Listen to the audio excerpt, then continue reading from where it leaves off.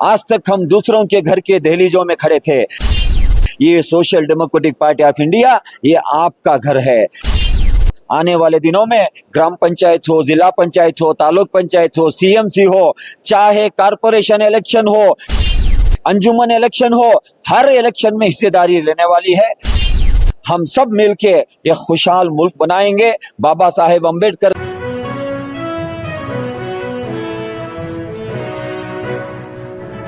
Social democratic party of India Hubballi Dharwad district committee के जो district representative council था, आज सुबह से लेकर शाम तक यहाँ पर चला है।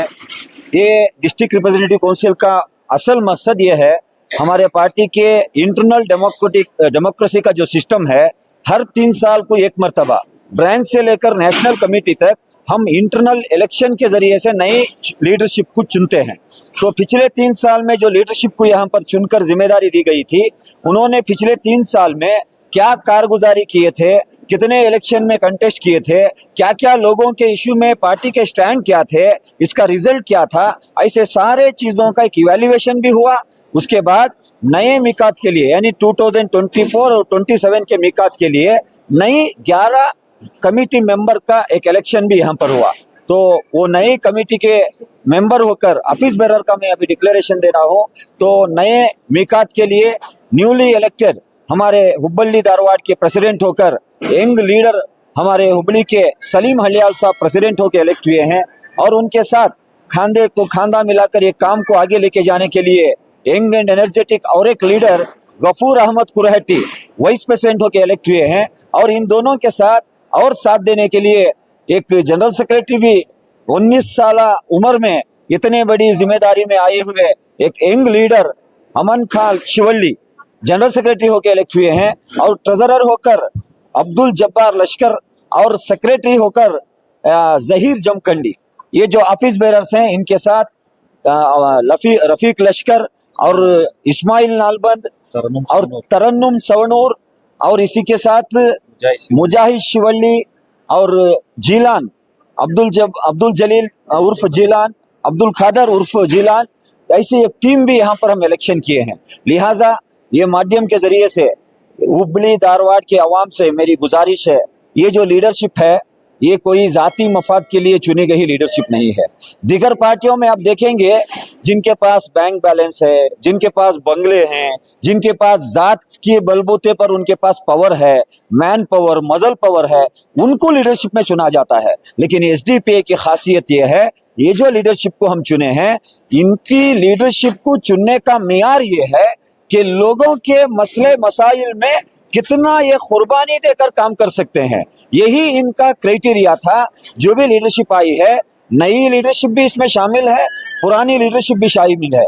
तो नई और पुरानी दोनों लीडरशिप मिलकर आने वाले दिनों में social democratic party of India का जो असल मकसद है, भूख से आज़ादी और खौफ से आज़ादी, सबको बराबरी मिले, ये हुकूक को दिलाने के लिए इनके कॉन्स्टिट्यूशनल लड़ाई में ये अवाम के साथ होकर काम करेंगे। तो लिहाजा आपको भी चाहिए कि ये लीडर्स की हौसला अफजाई करे।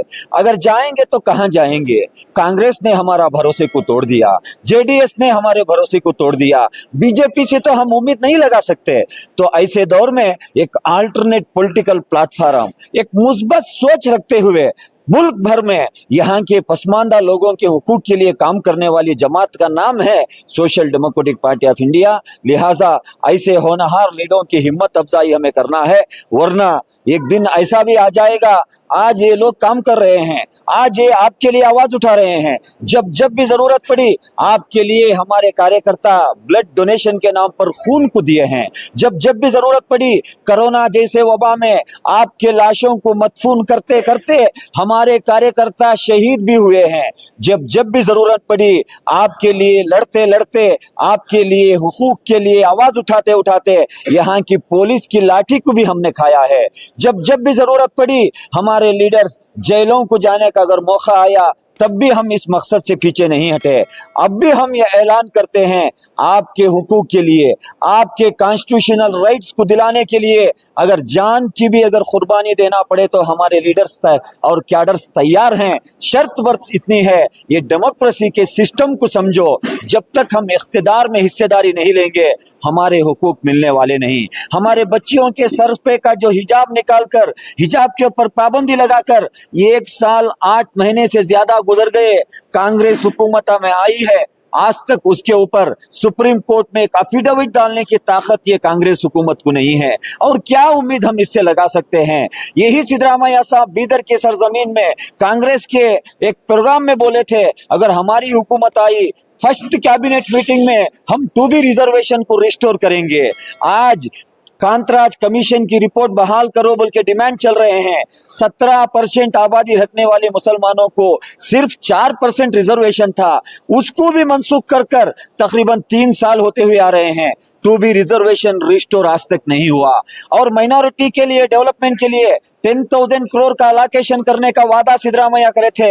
1 साल 8 महीने हो गए, आज तक वो वादा पूरा नहीं किए। तो हम और इनके ऊपर उम्मीदें लगा के क्या बैठेंगे? आने वाली हमारी सियासी लड़ाई हम लड़ेंगे, हमारी ताकत हम बनाएंगे। आज तक हम दूसरों के घर के दहलीजों में खड़े थे। ये social democratic party of India, ये आपका घर है, ये घर को मजबूत करेंगे। Social democratic party of India आने वाले दिनों में ग्राम पंचायत हो, जिला पंचायत हो, तालुक पंचायत हो, CMC हो, चाहे कारपोरेशन इलेक्शन हो, अंजुमन इलेक्शन हो, हर इलेक्शन में हिस्सेदारी लेने वाली है। हमारा तायीद करो, हमारा साथ दो, हम सब मिलके एक खुशहाल मुल्क बनाएंगे। बाबा साहेब अम्बेडकर का जो ख्वाब था, शहीद मिल्लत टिप्पू सुल्तान का जो ख्वाब था, वो ख्वाब को पूरा करेंगे। ये मैं ये आपके माध्यम के जरिए से हुबली धारवाड़ के आवाम से गुजारिश करना चाहता हूँ। अस्सलाम वालेकुम रहमतुल्लाहि व बरकातहू। आज हमारी अपडेट कमेटी होकर है, इंशाल्लाह हम वुमेन इंडिया मूवमेंट्स के मेंबर बन गए हैं। इंशाल्लाह जो भी अगर लेडीज़ का मुद्दा हो तो हमें उसके लिए हक से लड़ने की कोशिश करेंगे। जो भी लेडीज़ के ऊपर अत्याचार होते हैं, जुल्म होता है, उसके लिए हमें लड़ना ज़रूरी है इंशाल्लाह। और हमें लड़ेंगे, वुमेन्स इंडिया मूवमेंट्स को हम आगे बढ़ाने की कोशिश करेंगे इंशाल्लाह।